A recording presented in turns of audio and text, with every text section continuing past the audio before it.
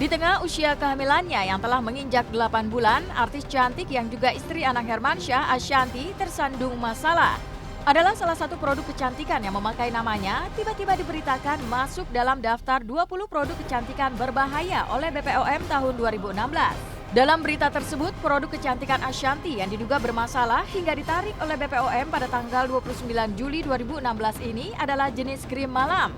Lantas benarkah jika imbas kabar tersebut berdampak pada penjualan yang menurun drastis hingga mengganggu Ashanty jelang persalinannya pada bulan Oktober mendatang?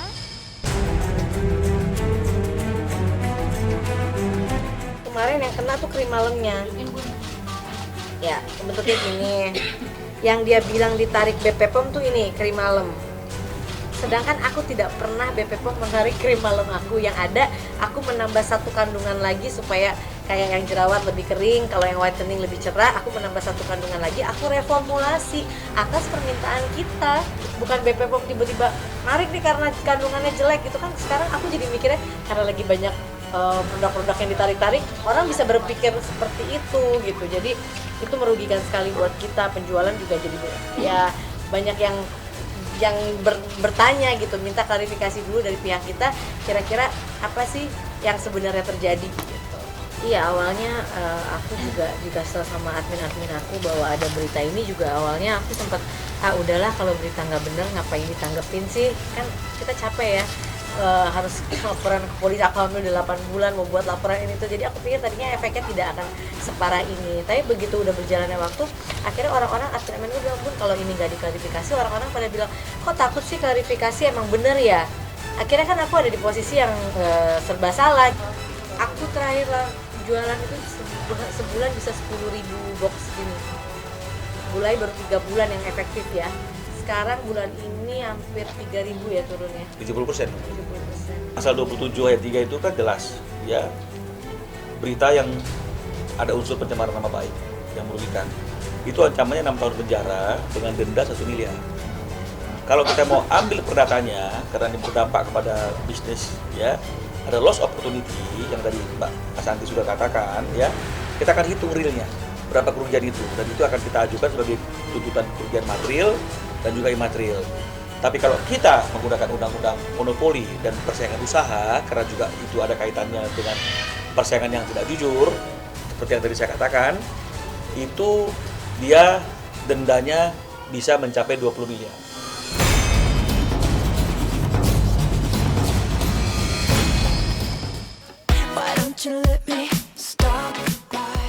Di saat Ashanty tengah tersandung masalah, di sisi lain Aurel, Azriel, juga Baby Arsy justru tengah larut dalam acara ulang tahun Ariana Amora Lemos, putri sulung Krisdayanti dengan Raul Lemos yang kelima.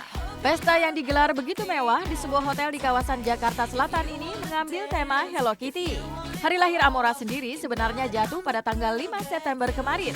Lantas benarkah jika sebagai hadiah ulang tahun Krisdayanti akan mengorbitkan Amora sebagai penyanyi cilik?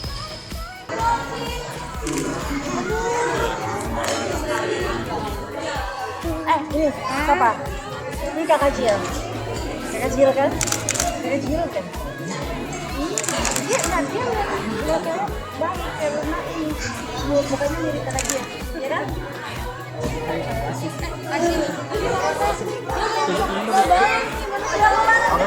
Sepatunya lucu banget mukanya.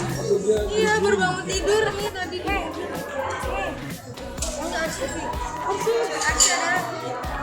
Saudara, saya mau makan nasi apa? Anak-anak pastinya acara seremonial itu memang harus ya, karena udah jauh-jauh hari saya juga izin ke suami. Kita udah tahu bahwa Amora ini kan pulangnya udah sore karena udah kewan.